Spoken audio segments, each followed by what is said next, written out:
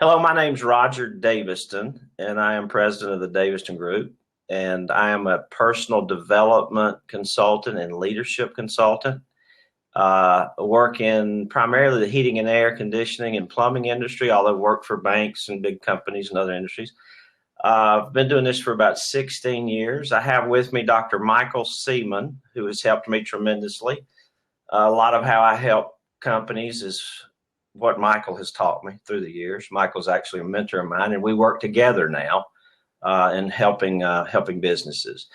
Michael is a cognitive behavioral expert. Introduce yourself. Tell us what you do, Michael. And those are big words. Explain what that means. Roger, those are big words. All that really means is I help people think and behave in ways that are productive and helpful to them. And so I've been doing this work for 30 years and in a variety of different contexts. And I'm thoroughly enjoying our collaboration together. It's been really fun. It has been fun. Tonight we're going to talk about reactivity versus, emotional reaction to somebody's reaction. We're going to talk about how to handle or how to respond to people who are maybe angry or in opposition to you, maybe just negativity. And Michael, tell us, how do you handle that? How do you respond to those things? Roger, everybody's definition of critical or negative or oppositional is different. So I'm going to ask you, give us an example of a time where you encountered a customer and you felt like it was negative or critical or oppositional. Okay. Give us a. Okay, good. I've got a good one. I used to canvass neighborhoods, and generally people were really friendly with me, but I would canvass neighborhoods to get leads and appointments, and then I would go back to sell air conditioning systems. Really hard work. Wasn't fun, but I had to do it because I didn't have a service department, and we needed leads. And one day I knocked on the lady's door, and I really need to stand up, but I won't stand up. But she came out the door and she slammed her foot on the door and said, "Get off of my porch." Scared me to death. I was scared. I mean, It just scared me to death. But, I immediately ran off the porch, and I sort of kind of got down in the one down position. I was in the yard not far from the porch, and I kind of looked back up at it. She was looking down at me like I just beat the crap out of this kid. I was about 30 years old. And but I counted down and looked. I said, "Well, can I ask you a question before I leave?" And she said, "What is it?" And when she said that, to me, that was permission to sort of connect. That's why I took it, even though it didn't sound like it. But the words were, what are you selling? And I walked up, I eased back toward her non-verbally, just, physiologically, by just walking back up on the porch. And when when I got to the, close enough to talk to her, I did my script, and I said, "Would you like to set an appointment for me to come back?" And she said, "Come in here and talk to my husband." She was just mad, I don't know what it was, but she was interested. And I went inside and did the same thing to the husband and set an appointment and went back later and sold the system, by the way. How about that? That's a great example of someone encountering you. Someone. Can you get some feedback there? I can hear you. It's kind of going in and out, but I can hear you. Go ahead. That's a great example of somebody who you would think of as pretty negative, and her reaction was intense. Clearly, it was intense, and you did the first thing that was necessary, and that was that you were still. You were able to step back, and it's kind of funny that you said you ran off the porch, but you got the distance that was necessary between you and her because of her tone of voice. Yeah, it was just her tone. And the intensity, you were listening to her intensity, and you ran off the porch to give yourself the distance and the space that you needed to be able to be still. And you were there. And so after being still, you were backing up emotion. It sounds like you had to back up emotionally because she was pretty intense. She was intense. So the first thing I would say is you were able to not typically react. And when people have stress, the thing that they typically do is they either fight, they flee, or they freeze. And in this situation, what you did was you didn't do any of those, because you were able to be still. And the distinction that I make between fighting or fleeing or freezing is that when any of those happen, the whiteboard of your mind just gets wiped clean. And when you're able to be still, you're able to read off your whiteboard and your mind, you're able to still think about your response. And that's what you did. You're able to be still. You're able to receive what you need so you can respond properly. That's exactly right. And it sounds like that's what you did. So you were able to be still. You backed up emotionally. You backed up physically, actually. And that's part of backing up emotionally. And you couched down and you positioned yourself so you could respond to her in a way that she could receive it too.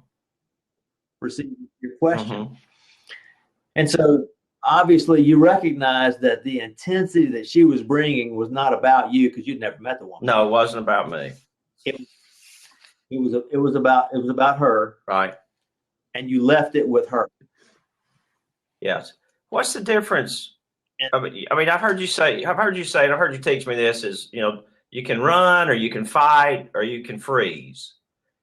But then you said, you need to be still. What's the difference between being still and freezing?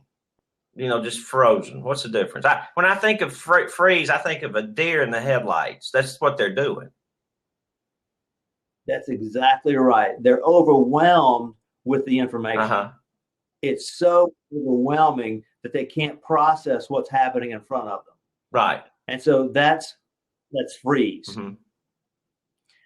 Being still is being able to manage your reaction, your internal reaction, and not freeze, because you're still connected to her no matter how gruff she is. Your concern is for her. Yes.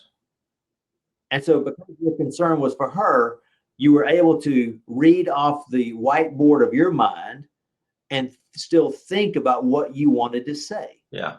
When you freeze, you end up just so overwhelmed with your own emotional reaction is overwhelmed.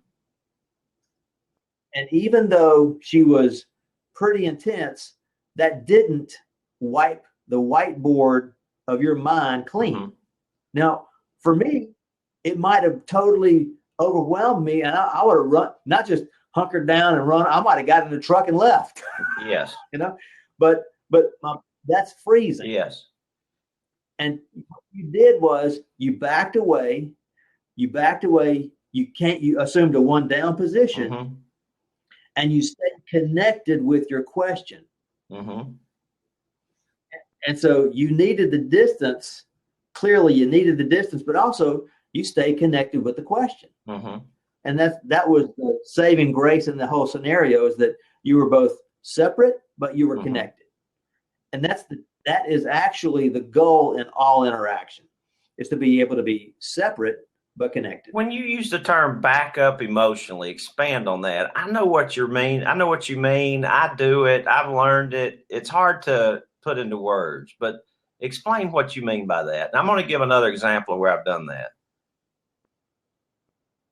Roger, people have a variety of boundaries. When we think about a boundary, we think about weight as a boundary, height as a boundary, how many words you use in your vocabulary is a boundary, how far you can see is a boundary. We all have a variety of different boundaries. And so there's the physical boundary, where you remove yourself physically. You have your mental boundary, what you automatically think about the situation. You have your verbal boundary, the words you're going to be able to access in that moment, given the intensity that you're experiencing. Yes. But the most important boundary you're going to have is that emotional boundary. Yes. And that has to do with how much conflict can you tolerate, and what does conflict mean to you, And how do you deal with your own boundary, emotional boundary? How much do you give away, or how much do you retain in the interaction with the other person? Right. And that's something that actually, I don't know anybody who is teaching people how to do that but us. Yeah. In terms of how to maintain an emotional connection with a customer and still be able to read off the whiteboard of your mind because of the emotional intensity that you experience. And so to back up emotionally is to be able to keep listening, but manage that emotional reactivity in yourself. Right. I'm having to. I want to talk about. We got a lot of people watching on Facebook Live, and I know you can't hear the audio, but if I turn the audio up too high, it sort of feeds back. So if you want to join in the conversation, come over to blab.im. It's building business through better relationships, and you can actually come and join us and come and talk to us if you want to. But I'm sorry, we're just streaming this on Facebook also. So let's back up. Being backing up emotionally, that's a boundary. That's an emotional boundary. I'm saying, look, I've got a boundary here, and you own your anger, and that's over there. And I'm responsible for my emotional reactivity, and I'm going to own that, and that's over here. So when I back up emotionally, I just sort of, I don't let that bad in. I don't let that bad emotion in. Is that what you're saying? That is what I'm saying. And actually, to be able to do that, Roger, a person might need to look away. A person might actually need to physically back up. A person might need to start the conversation mentally to say, this is not about me. Right.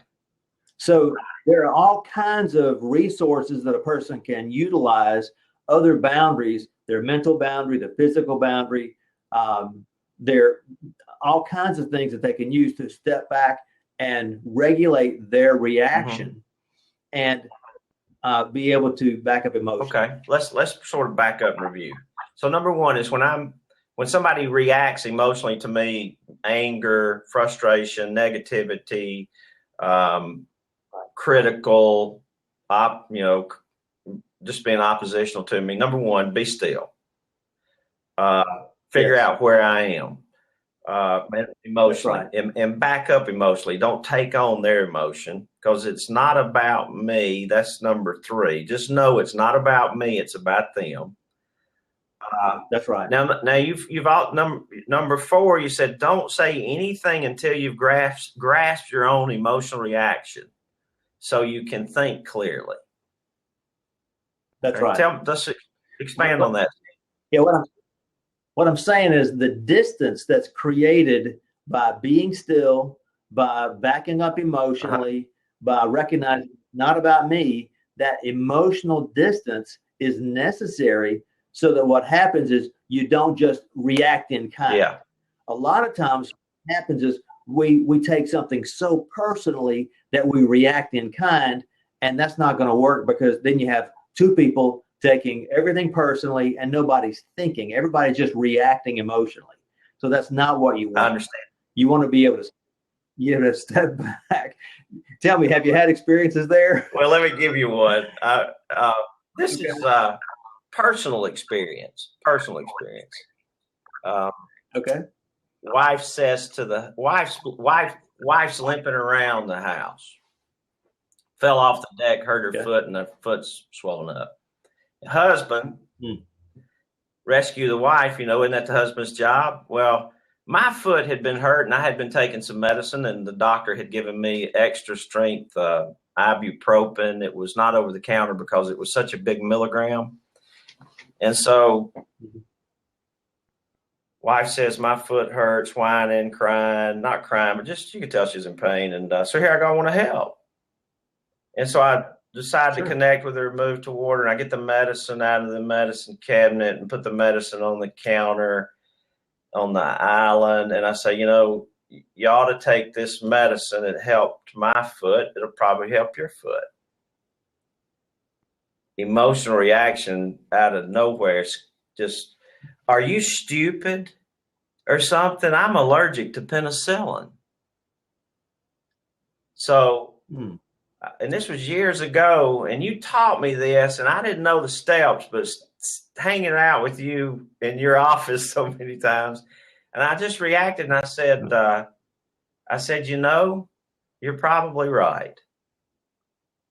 And then I said, and then I put the medicine up, and I said, not only that, but the doctor told me that if you didn't take it on a full stomach, it could, upset your stomach. So even if you took the medicine, it probably wouldn't help.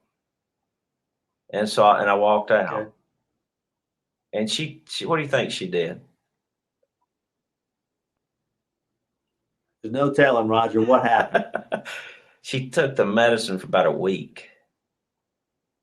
How about that? A week. But that's a perfect example of, there you go, will, conflict, fight. How do you handle that? You were able to you kind of roll through these steps, and you were able to back up emotionally. You didn't take it on yourself. You recognized that her reaction was not about you, it was about her. And you joined with her. You clearly decided, okay, you didn't have an agenda to try to make her, will her, shape her, get her to take the medicine. It was her medicine. So you didn't take it personally. You didn't react in kind, like I'm saying. You were able to think clearly about what your response would be. Yeah. And where was I backing up emotionally? I backed up in a lot of ways, I thought. It sounds like you backed up, because you care. And it sounds like your care was really pretty appropriate, because you were able to think. When she said, I'm allergic to penicillin, you stepped back and you didn't say, I'm trying to help you. All I'm trying to do is help you. You didn't. That never helps. That never solves anything. After 30 years, that's right, of seeing people do that, I'm glad somebody gets that. That's right. It doesn't help. Well, all right. Well, now that's a good place to ask a question. I think I know the answer. I'm gonna tell you what I think, but why do people not get that? What is it that prevents them from getting that? Because I see it. I see it in the corporate culture. Somebody comes to somebody and they get they just get it. You get nowhere. I'd like to hear your answer before I give you my answer. What do you think? Here's what I think. I think that we are really quick to be offended and to take on offense. I think we have a really high need to be correct in everything that we do. I think that we can't back up emotionally because we get involved emotionally because we take on the offense, and then we get angry, and then we got to prove, well, dadgummit, I'm right and you're wrong, and you shouldn't treat me that way. We feel wronged, and we take on the offense, and that leads to anger. And I see that in the corporate culture. Yeah. I agree completely with that. The only thing I would add to that, and it's an addition, is that people's entitlement makes that right or wrong thinking much, much worse. They take it personally, and they think, I don't deserve this kind of treatment from you. And boy, they just run with that. They just they react in kind based on, look what I was doing for you. And they feel that's where the offense comes. Look what I was doing for you. You criticized it. How dare you? I put in 2 weeks work and did all this work, and you saw only the bad, and you have that will conflict. If you can't step back emotionally and say, this isn't about me, it's about him. That's right. Tell me more about that. What's that about that person that's criticizing? Ask the question again. I'm not sure I followed. Okay, if it's not about me and I'm getting criticized, the person that's criticizing, it's about them. What is it about them? Talk to Roger, that's a huge answer. That could be just about anything at all, because think Could of be it I had this a way. fight with my wife this morning. It could be anything at all. Let me say this. What I come across is that people have an event in time. And, I wish somebody had told me in my doctoral program that I would be reduced to hand signals. I'd have just said, give me the hand signals and I'll go away.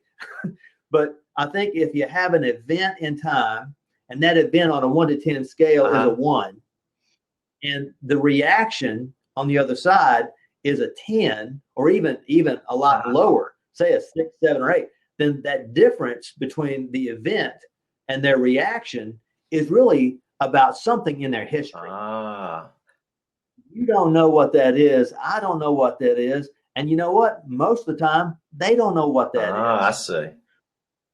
But the difference between the event and the person's emotional reaction is all about something that's going on in their history. Yeah, I got it. So like take this medicine, big emotional reaction. I can't take it. Are you stupid? I'm allergic to penicillin. That doesn't balance. It's like, this is just medicine. I mean, it could have been, so there's something deeper going on there with something in the past. So it's about stepping back and understanding and trying and understanding that it's not me, it's them.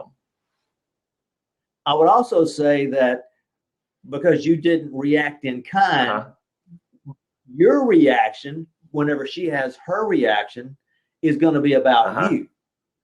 And so when you heard that reaction, if you had reacted in kind, say her reaction's about a 3, but your reaction goes to 10, the difference for you comes out of your history. That's right. And that's where things get very volatile. The content gets totally lost to the emotional reactivity two people have toward each other.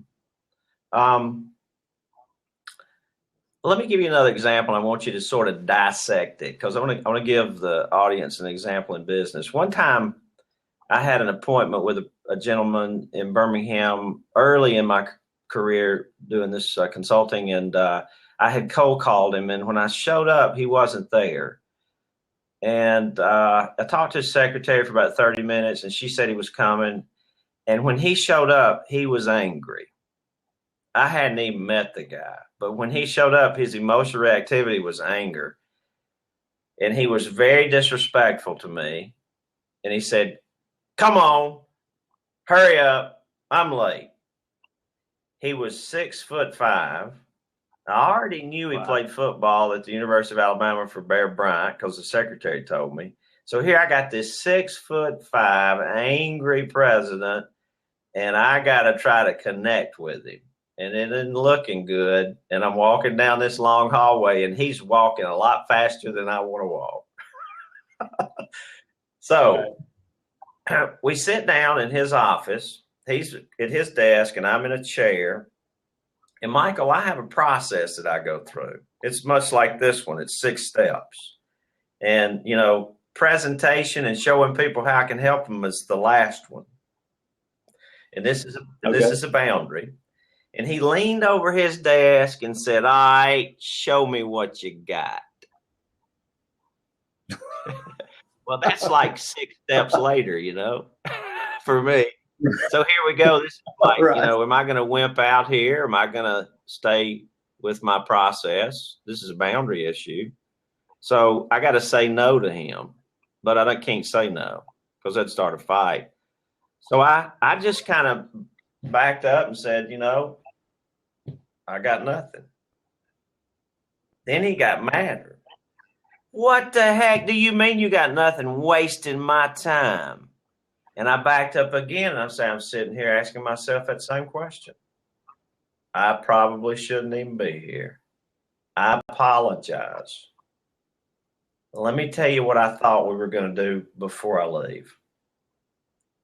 I said, "Look, number one, I'm a very effective cold caller. I don't remember exactly what we said, but here's what I thought we were going to do. I thought we were going to sit down, have a conversation about your business, have a conversation about my business, and see if there was anything I could help you with. But as far as showing you what I got, I got nothing, and I really apologize. I probably shouldn't be here." Now, he calmed down and backed up in his chair and we had a conversation for about 45 minutes. So what's going on there? It sounds like you diffused the situation by joining with him where you said, I got nothing. Because frankly, he was not ready to receive anything either. That's the reason I didn't go there. I had learned it ain't going to work. You might as well leave. Right. Yeah, you there? That would join with him. Say that again. Your audio broke up. Your internet kind of went out on us. Say that again. Yeah, I was saying there was nothing you could do or say that would join with him because he was so angry. He was so oppositional that the only thing you could do was back up emotionally. Right. Anything else? Yeah. Anything else? Yeah, it's interesting to me that. Yeah, it's interesting to me that you were able to kind of step back and not defend yourself or try to rush in there and make a presentation, because you stayed connected to him. You were reading him. You recognized where he was. You recognized there was really nothing you could do to join with him. And so you didn't try. Yeah. And I applaud you for that. So in a customer service situation where a customer calls on the phone and is angry, the first thing you got to do is be still and let them be angry. And that's right. It's really live with the distance between them and you, and let that be there. Yeah, and be comfortable with their anger. You know what? It's not so much their anger that you got to be comfortable with. It's the distance between them and you have to be comfortable with. I don't get that. You're going to have to explain that. There's distance between me and them, emotional distance. Because of that's what I'm saying. You have to be comfortable with. Okay, that's right. And so it's that distance you have to be comfortable with. I see. Because when you're in business and somebody calls on the phone and they're angry, the first thing you want to do is make them not angry. But because you're uncomfortable with that distance, because you need to be close to be able to get the appointment or whatever. So you got to be, you almost got to be willing to let it go. It's really up to them. It's not up to you. That's exactly right. That's exactly right. All right. Where does listening fall into all of this? Roger, listening is really, I define listening as emptying yourself of your agenda to hear and know the other person. And so much of the time, we're so adhered or married to our agenda that we don't humble ourselves or empty ourselves of that agenda. And so because we're pushing our agenda, then I think customers, clients recognize very quickly we're not really there for them. We're there to make a sale. We're there to convince them of a concept. We're there for any other reason other than being there with them and for them. And so to listen, I think we have to empty ourselves of our agenda to hear and know the other person. And actually, everything we're talking about tonight is about the ability to listen. Yeah, and when I say be still and back up emotionally, those are really phrases about emptying yourself. And you can't listen if you're not still. Still being emotionally. You gotta be still. So Michael, what do you do if you're still and you back up emotionally and you're still upset? You really you can't say anything until you get a grasp on your own reactivity. You have to ask yourself, what inside me is going on that's causing me to react the way I'm reacting? Because and you need to be able to focus on why you're reacting the way you are. Does that make sense? Yeah. You have to focus on you and get you under control so you can be so you can hear and receive what you need to say. Makes sense, Tom? You know, Roger, this whole process of listening is so close to us that what happens in every relationship we're in, we don't listen because we're so adhered to our agenda. As I was walking today, I was thinking about this whole concept of listening, and it occurred to me. It's occurred to me in the past, but I was married 28 years, and my wife died 5 years ago, and I realized then that I'd been adhered to my agenda in ways that I didn't even know about. Now I'm an experienced therapist, and I know listening, and I have to confess to you, I wasn't listening for years in ways that I wasn't emptying myself of my agenda to be able to hear and know her. And I'm convinced that people in companies across this country are so adhered to their agenda, whatever that agenda is, that they're not emptying themselves of that agenda to be able to hear the customer, to hear coworkers, to hear the boss, to hear consultants. And that comes out in emotional reactivity. Yeah, it's really difficult for me in a business where people aren't listening and aren't hearing what I'm saying. But I need to step back and let go of my agenda, which is, get them a return on their investment, and really step back and let go of that and listen to them. And, sometimes it can be a difficult thing to do. This is not easy to do. We're not saying it's easy, but this is the process. That's right. That's right. I want to switch gears and talk about something that really bothers me, and it's the role that sarcasm plays in the culture or in the family or just in the personal relationships. I want you to tell us what sarcasm is, what it does, and why it's destructive. Sarcasm is an indirect way of expressing an idea that is really covertly expressing anger. And the reality is that sarcasm pushes people away. It actually exposes the shame between people.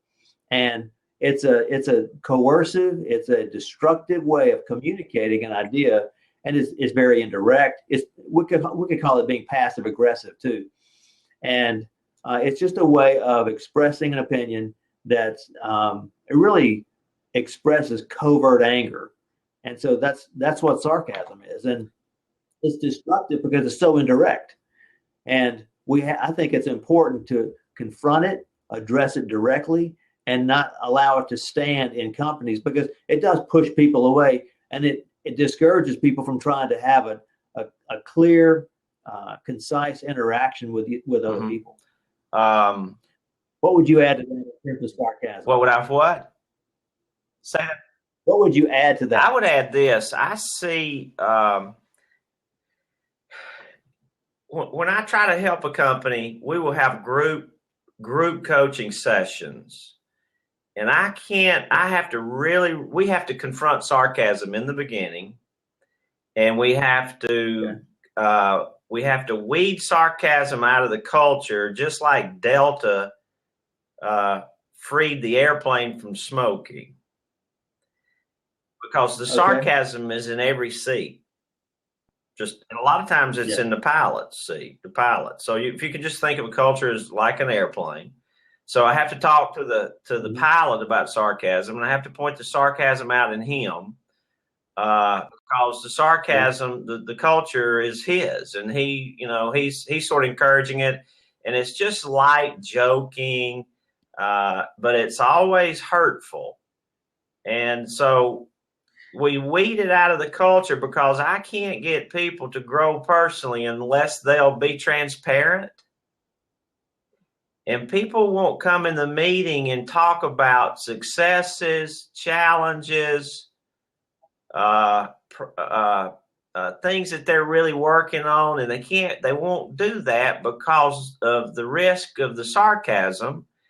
And you pointed it out, and I've never heard this before, I've never seen it, but you said that sarcasm exposes the shame between two people. That's right. Shame is a fear of being disconnected. And what happens is you want to be able to step back and eliminate sarcasm, because shame is the fear of being disconnected. And when somebody uses sarcasm, they're exposing that disconnection. And shame is something, it's that too, but shame is also, in my mind, a really powerful emotion that sort of exposes the fact that I've done something terrible. And shame really hurts. Shame really hurts. I mean, if I'm shamed, I'm really hurting. And, yeah. So you're right. When you're the brunt of the sarcasm, it's a shaming thing, kind of, even if it's mild. And how do you said something that it has to be confronted. I want you to tell us, what does sarcasm do in the culture? Why is it bad? How is it destructive to the unity, the culture of the company? You know what? It actually, people can hide by, I was just joking. I was just kidding. It's corrosive. It's acidic. It destroys the relationship. It destroys the authenticity between people, where they're not able to be authentic, not able to be real with each other. And that what it conveys is, if you don't think exactly the same way I'm thinking, which is uniformity, instead of allowing for differences and allowing for unity among different people, that's what sarcasm does. It erodes the ability of people to be separate yet connected. It says, you know what, you can't have your own approach, because I'm going to diminish it. I'm going to use sarcasm to shame you and to hurt you, make you feel less than as a result. And so that's why sarcasm absolutely cannot exist in a corporate setting, in any system. We have some guests here. Chris is here. Chris is one of my clients who's listening on Blab, and we've been really successful in his business, weeding out the sarcasm. And Chris's business has grown 55% in 2 years in this economy, and it isn't just because of the sarcasm, by the way. It's a lot of other things he's doing right. But it's been amazing to see those technicians and grow and do better and come together because the sarcasm's out of the room. It's been amazing. I've seen people change and grow, and they're different people when they're just growing. That's the best way I can put it. So help us, doctor. How do you confront sarcasm in a company culture, or even in the family? I think what you have to do is you have to set a tone of gratitude and humility. I think ultimately sarcasm is, to some extent, about entitlement. That says you ought to think my way, not allow for the differences. And so you have to have an attitude of humility and gratitude, that we're grateful that we get to be here. And that eliminates the sense of entitlement that says, you know what, I deserve for you to think my way. So I think you have to confront it directly. I think that's what tough love is. When you say we're gonna hold others accountable, you call it out for what it is. And how do you do it directly? How do you do that? Well, you tell me, how have you done it in your history there? I have to do it all the time. Yeah. How have you done it? I'll just look at them and I'll say, "Are you being sarcastic?"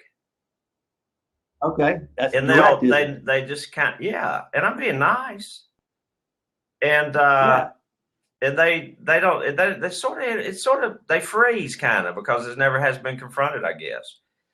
And then I'll talk, and then I teach about sarcasm. But when I have to, I can remember being in a class with 10 or 15 people, and about 4 of them didn't want to be there, and one of them was how you'll have in a group, you'll have what do you call it? He's the leader, but not supposed to be the leader. He's the unspoken leader of the bunch. There's a pecking order in the group. Everybody's watching him. And he was off. He just started out the meeting sarcastic. And I said, hey, we don't do that in here. No sarcasm. This is my room. Okay. I run this room, and this is the rule in here. No sarcasm. You can do sarcasm out there, but not in here. And he, the next week, he actually did it one more time that day, and then the next week maybe once. But every time I confronted it, he finally it went away because he understood that was my rule, and he began to respect it. What you're talking about, Roger, is you own the room. You own the room. Yeah. And that's what's necessary for eliminating sarcasm. People have to take ownership of their own lives and the way they're going to interact with other people. They have to take ownership of that. And that's a great example of what you did. We just lost our Facebook group. Oh, well. Maybe they'll come back. I'll try to do it again here. I don't know what happened, guys. I'll do live again. Hey, we're back on Facebook again. I don't know what happened. We lost you. But anyway, so I lost my train of thought. If you're we're talking about taking ownership, and that's how you eliminate sarcasm. You own the room in your example. So let's talk to the CEO of the business, or the owner of the business. He actually has to make his business a no sarcasm zone, doesn't he? That's right. He has to be the person who steps out and doesn't use sarcasm himself, because he's setting the tone, the tempo, the pace, and so it starts with the boss. Mm-hmm. I understand, and just confront it in that way. You mentioned something about ownership. I own the room. Ownership's important for a lot of things, isn't it? It is. Actually, you know what? We all are responsible for our thoughts, our feelings, our actions, and our reactions. Now, most of us would easily agree that we're responsible for our own thoughts. Those thoughts are in our own minds. They come out. It's a little slipperier to think, you know what, I'm responsible for my feelings, because we tell people, well, you made me angry. Now, the anger was already there. It was just triggered, and the result is that you feel anger. The anger is already there, but you're responsible for your thoughts, your feelings, your actions. That's easy to look at. But the thing that's most slippery is the idea that we're responsible for our reactions, and we are responsible for our reactions. So when a person takes ownership of their thoughts, feelings, actions, and reactions, then they're more of a fully functioning person. And we have when you don't take ownership of those thoughts, feelings, actions, or reactions, then you tend to blame others. You look for escape. You look for ways to avoid responsibility for yourself in all kind of different ways. And blame, is that a way of putting yourself in a helpless position? I'm helpless when you blame. Is that what that is? It is. It's. I haven't thought of it as helplessness, but it's putting the full weight of the responsibility on somebody else for me. And I think a lot of folks are looking to avoid responsibility. And, it's interesting the way they do that. A lot of times folks will think of themselves as the frame around a picture. I'm taking care of everybody else so that I don't have to be in the picture and be responsible because I'm part of the picture. So if I'm doing all kinds of things for you, then what happens is I'm not responsible for me. I understand. Something that really, really is a challenge for me is getting people to accept personal responsibility for their role in the business and not blaming things, people outside of their own self. For instance, the economy, the weather, the boss, the company policy, the truck, the customers, the weather. And it's always, I can't. It needs to be, I won't. Not I. Yeah. Explain more. Expound on that. Yeah, the idea of I can't, that's blame. And if the identity, the idea is that if you can you or can't you is that's about helplessness. I can't do that. And helplessness. That's about competence. Okay. And I won't is about willfulness. Whether you will or you will not. And so I think that to move us toward a level of more responsibility, you have to change the thought process from I can't, which means I'm helpless to do anything about my situation. My situation is actually determining what I'm doing or not doing, rather than I have an internal locus of control and I will or I will not do something. So when somebody tells me they can't do something, how should, not just me, but if you're the boss, you hear that all the time. I can't do this. I can't do that. I can't. How do you get the person to realize it isn't about can, it's about you choose not to? I can't read. I hear this all the time. I can't read. I'm ADD. Well, if you're not going to read, you're not going to grow. I can't read. I don't have time. Help me. I think that's another cultural issue where the boss has to step up to the plate and say, you know what, we're not using that. He has to own his company. He has to take ownership of himself and his technicians and convey to them that they have to pull themselves up that rope, because pulling themselves up the rope is about what I will do and what I will not do. Right. There are some things that a person will not do, and that's okay. Yeah. And for those of you who don't understand the rope metaphor, you can go back to the other class we did a couple of weeks ago, and it's a great metaphor and structure for helping people own things, basically own their own roles in the business. It's from Friedman's Fables, and it's titled "The Bridge," and it's about that's a fable in the Book of Fables. Yeah, it's really helped me just kind of put together what I need to do to own things. All about ownership. I've really learned a lot just from working with you about ownership and really seeing how important it is in the company for everybody to own their roles. And a lot of people don't own their roles. They just do what the boss says. And then they can blame the boss. Well, yeah, they can. Now, we keep going back to this a lot, but this is another issue in company cultures, and it is in order to own your role, and in order to own the room. You said I own the room. I got to be able to do some stuff. I got to be able to do something. What is it? What do you have to do, Michael, to own it? You have to be still.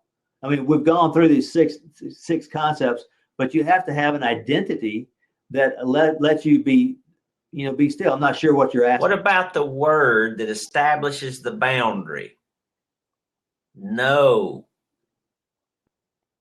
You have to be able to say no. You have to be able to say no and live with the conflict that might result from that. Yeah. So I go into these company cultures where a lot of people don't know how to say no, or they're afraid to say no. They don't know they don't know when to say yes and when to say no. They just always say yes. And it isn't so much that they say yes, they just don't say no. So they get a bunch of crap that they just allowed. And then they look around, they got all these problems, and it isn't because they wanted it, it's because it just kind of morphed because they never had a boundary. So, Roger, what happens is they're so focused on keeping the peace, on placating the boss, on making sure everything is the way he wants it, so they're okay. If he's okay, they're okay. So they just say yes, and it falls apart because this actually is a process that we've talked about before. It's called the guilt-anger cycle, where a person always says yes and they feel angry, and then they withdraw, and they withdraw because they start feeling guilty. Mm-hmm. And this is all emotionally driven. Mm-hmm. And it's because a person doesn't have a sense of who they Mm-hmm. are in the relationship with another person. They're constantly trying to please somebody else because they don't have a sense of their own identity in relationship to another person. Let me say this. The process of developing that identity occurs in crises and making commitments to every crisis a person encounters. We're going to do another video on developing an identity, and that occurs through crises and commitments. Now, a crisis can be a very small event, but how you make a commitment as a result of that crisis is significantly important. We'll talk about that in a video in the future. Another blab. Yeah. I've been through some of those. Not the videos, but the crisis. We all, right. In fact, well, it's another show, but I wouldn't be doing this if I hadn't persevered through some of those. Frustrated, irritated, angry, resentful. Talk to us about how that has to do with caring too much. You know, as we've talked about in the bridge fable, when you're experiencing rope burn and you're holding people who are dangling and they're not taking ownership and responsibility for themselves, and you care too much about the outcome, and you're not connected to the process. What has to happen is a person has to really focus on staying connected to the process. Again, the process is emptying yourself of your agenda to hear and know the other person. That's listening. A relationship doesn't begin unless a person's listening. Right. And so if you're experiencing frustration, irritability, anger, resentful, if you're feeling empty inside, then that's the result of trying to care too much, trying to shape another person to do something that they may or may not going to be doing. And you taught me this for years, and I was able to watch it work in my sales process. And if I could let go of my need for the customer to say yes, right, more people would say yes. And I felt a whole lot better. I was not exhausted. I felt better. I was so relaxed when I let go of my need for them to give my need to make a commission. And go ahead. You kept the client or the customer in the priority position, and you cared more about them than your commission. I did. And you talk about being a trusted advisor. Yes. In our society today, we don't tend to trust anybody. No, we don't. Because they're not there for us. And so as a trusted advisor, you're really there for the customer. And that comes and letting go of the yes seemed like it opened up more room for them to say yes. I don't know what it was, but letting go letting go is just I can't explain it. It's so free when you just let go of that need. And I guess in the example of take the medicine, I let go of my need for her foot to be better. And guess what? I don't own her foot. But I used to try. Her foot's her responsibility.